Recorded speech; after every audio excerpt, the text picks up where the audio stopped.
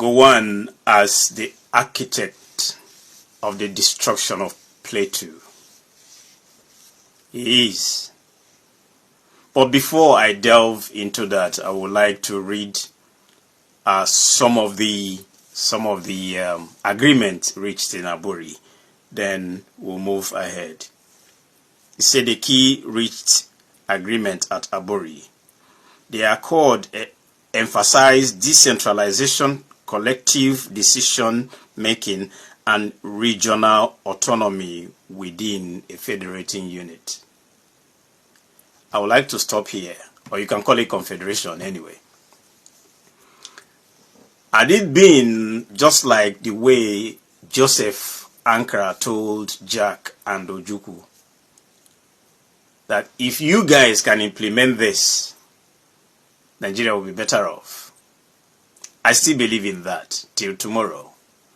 Had it been that Aburi Accord was implemented, we would never have anything like Boko Haram, ISWAP, or anything terrorizing a whole federation called Nigeria. You will never have them. So the common, I wouldn't say it's a mistake, it was a deliberate attempt by Gowon. And today the Plateau is receiving it hot, like they are giving to them what Gowon cooked for them years ago. The problem of the Plateau is Gowon.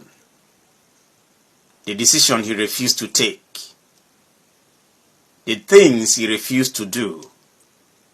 A whole lot of things he refused to answer till date. And he's even making it worse by not accepting his mistakes. He's still insistent that he did the right thing. In his book, I read it, and I saw somebody who is not ready for Nigeria to change. He is not ready. And believe me, Plateau State is at the receiving end today. As long as I hate to talk about that, Gowon should own up. Gowon should tell the world the mistake he made. Today they are afraid of the Igbos. Everywhere they go, they say Igbos this, Igbos that. Igbos are the problem of Nigeria. Igbos are the this, Igbos are the that. Igbos are more Nigerian than any ethnic group in Nigeria, whether you like it or not. After the Civil War, they were given £20 to start their lives. Igbos are the only entity in Nigeria. It's no longer news. I don't know why we are sounding like broken records. Igbos are the only people that will leave their region to another region to open a company and employ people that are not Igbos. Build houses in a place where ordinarily it's not their own home. They will develop it.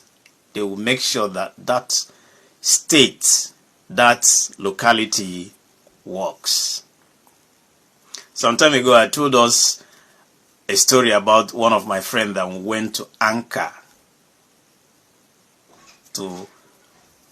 for his youth service. There, he noticed that the village he was sent to don't have water. There is no water there. A copper. He started raising money to open a borehole. Open a borehole, built a small kiosk there. He was sleeping there. No, that time not wasn't this bad. He built that and was selling water there. As at 2010, that guy had some branches here and there where he's selling water. That business had been there before, the people didn't see it until an Igbo man came there and started making money from that. That is how they are. So apart from that, I'm not talking about the business part of it, of their life. But today you see people being afraid of Igbos. Everybody, they call it Igbophobia.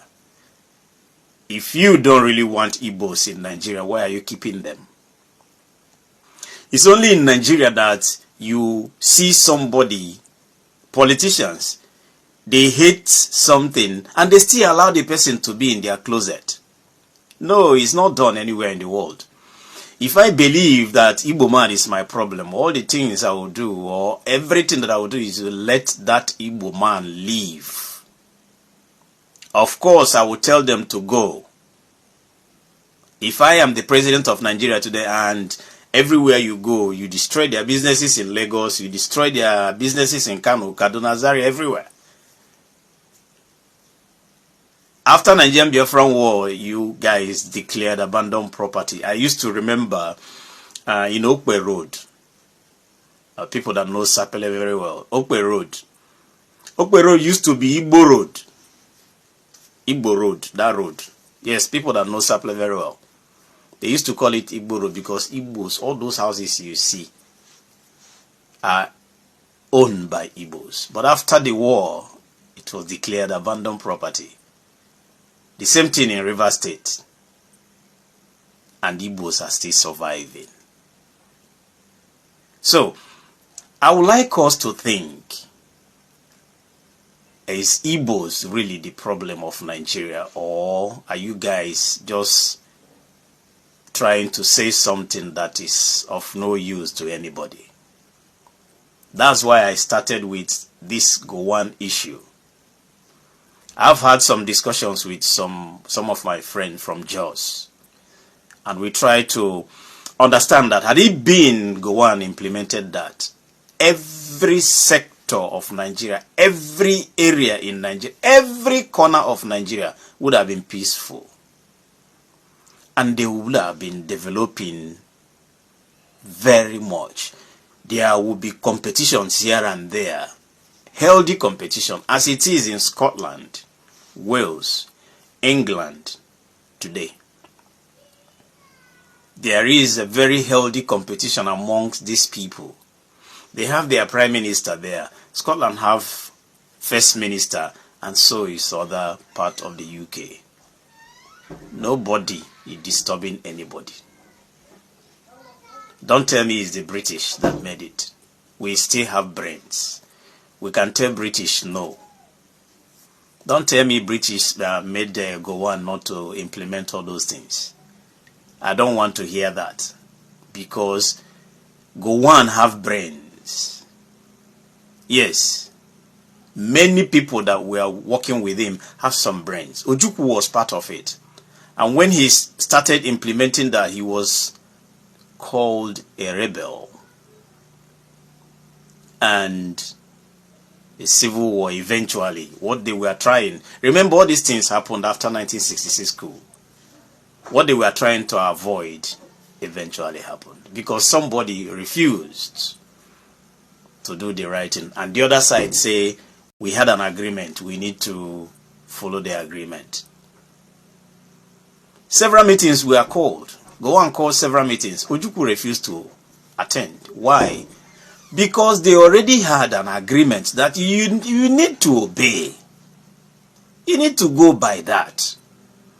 And now you are calling us to have another agreement after the one we reached at Ghana. No, now check them now. If now you go agree. No.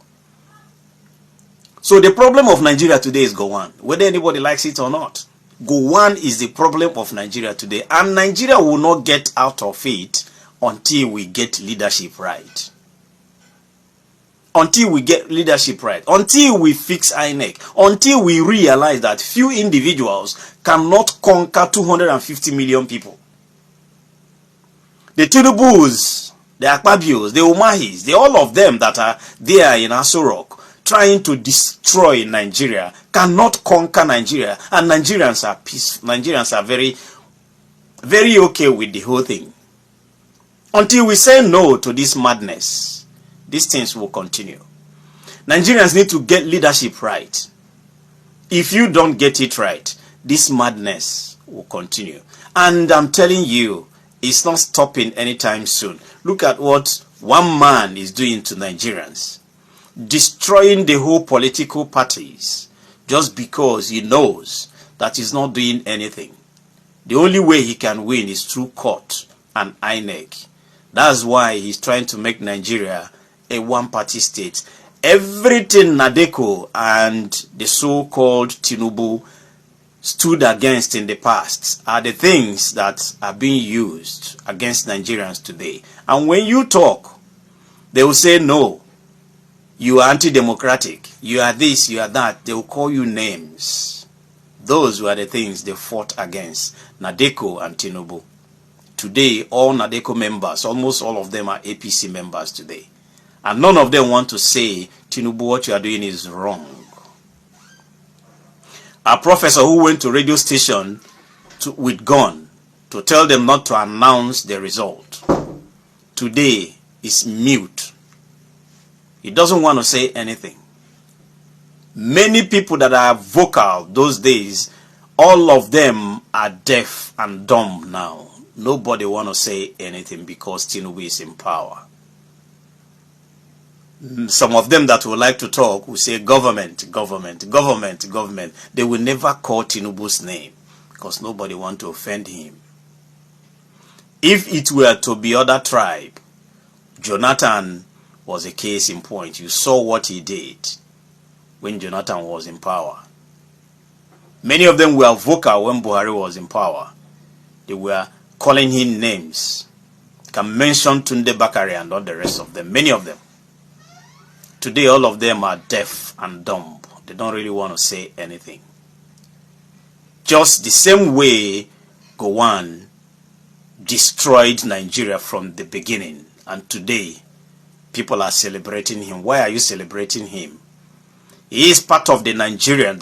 He is part of the system that destroyed the future of Nigerians. Gowon. And today, the Plateau, innocent people are paying the price of wrong decision that he took.